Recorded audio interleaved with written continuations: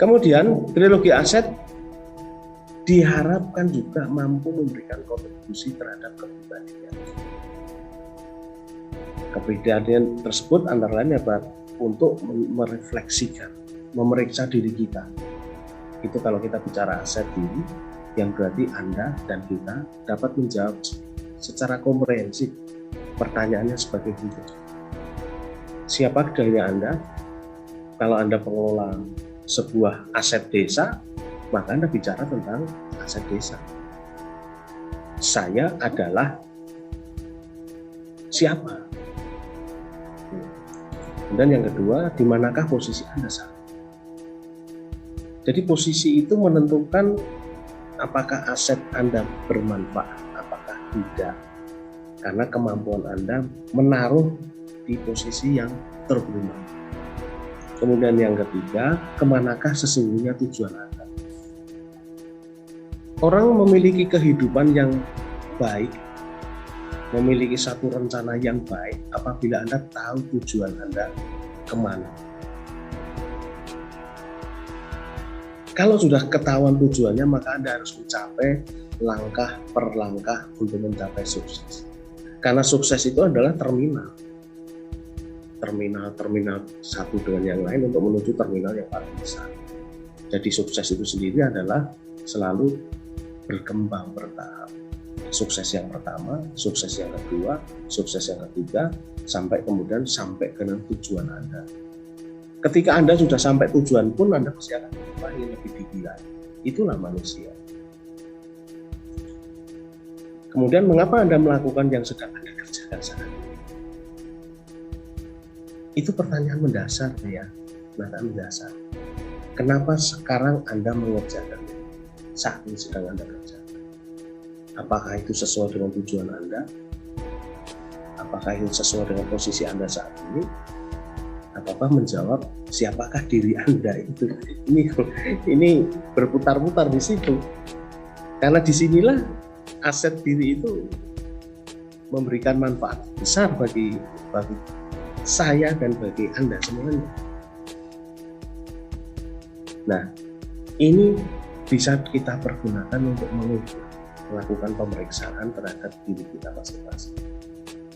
Yang kedua, memperteguh semangat, mengubah nasib, menegaskan posisi atau misi dan memperjelas arah, visi, baik secara personal maupun komunitas dalam konteks anggota atau individu dalam organisasi.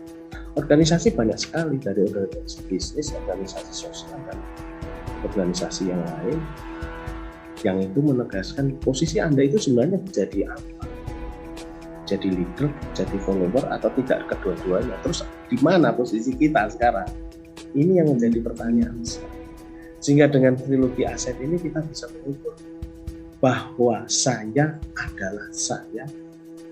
Tujuan saya mengerjakan ini tentunya saya harus mencapai tujuan yang jangka menengah, jangka pendek, jangka menengah, dan jangka panjang.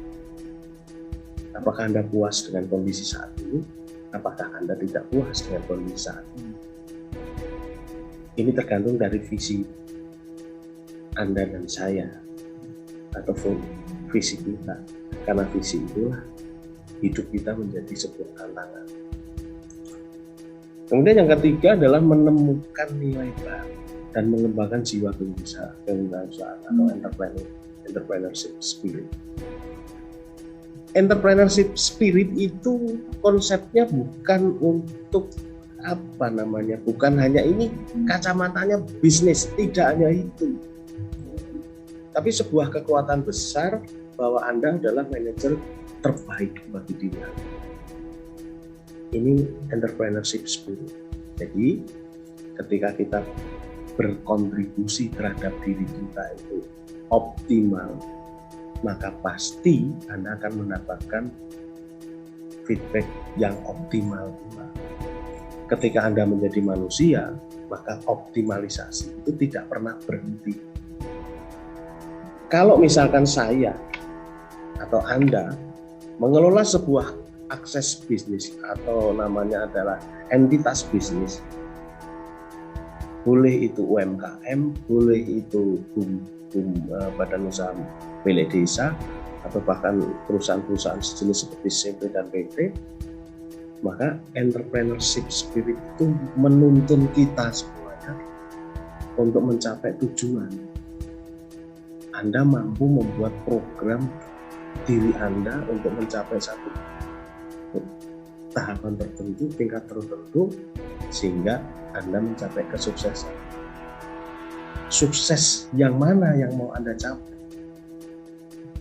Karena sukses itu adalah terminal kecil yang akhirnya nanti akan masuk terminal besar. Dan terminal besar itu akan berurai atau akan bercampur baur dengan beberapa keinginan-keinginan individu. Jadi terminal itu adalah sebuah pemberhentian sementara bahwa Anda sukses di tingkat 1, sukses di tingkat 2, dan sukses di tingkat 3. Inilah sebuah nilai kontribusi trilogi aset terhadap kita secara pribadi. Kemudian trilogi aset ini untuk memeriksa diri pun juga kita upayakan untuk kita bangun. Apa yang bisa kita? Pertanyaannya adalah bagaimana keadaan Anda saat ini yang kita ukur melalui 6 area kehidupan. Kita ukur melalui 6 area kehidupan. Yang pertama adalah fisik. Ada satu pendapat. Dulu waktu kecil saya mau beli ini nggak punya uang. Sekarang saya punya uang tapi nggak boleh dibeli karena unsur fisik kita terganggu. Atau katakanlah dulu saya pengen makan kalau di Solo itu namanya makan tengkleng katanya. Tapi saya nggak mampu beli karena nggak punya uang. Sekarang saya punya uang, tapi tidak boleh makan tengkleng karena tensinya, konsentrasi trigliserid atau kolesterol kita tinggi. Nah ini untuk mengukur seperti itu. Kemudian yang kedua, finansial. Kehidupan, apakah tergantung dengan finansial? Kita tidak bisa menjawab apakah Anda butuh uang atau Anda tidak butuh uang. Apakah uang menguasai Anda atau Anda dikuasai uang. Ini nanti kita ukur. Kemudian yang ketiga adalah keluarga. Apakah Anda punya tujuan tertentu dengan berkeluarga tersebut? Ini juga nanti kita ukur. Mental kita akan ukur. Kemudian sosial, dan terakhir adalah spiritual. Ada 6 area kehidupan yang nanti akan kita ukur dari ketika ini kita bicara tentang aset diri. Jadi teman-teman, Bapak Ibu sekalian, aset diri atau yang masuk di dalam salah satu bagian dari trilogi aset ini adalah kekuatan besar untuk membawa Anda memiliki kekuatan Superman kalau Anda berkenan. Kalau Anda tidak berkenan, lihatlah sekeliling Anda. Apakah ada orang yang sukses yang mempengaruhi diri Anda dan Anda terpengaruh atas kesuksesannya, tetapi apakah Anda mampu meniru sesuai mereka? Ini pertanyaan. Karena pengalaman Anda, experience Anda akan memberikan dampak terhadap Anda, baik itu positif maupun negatif.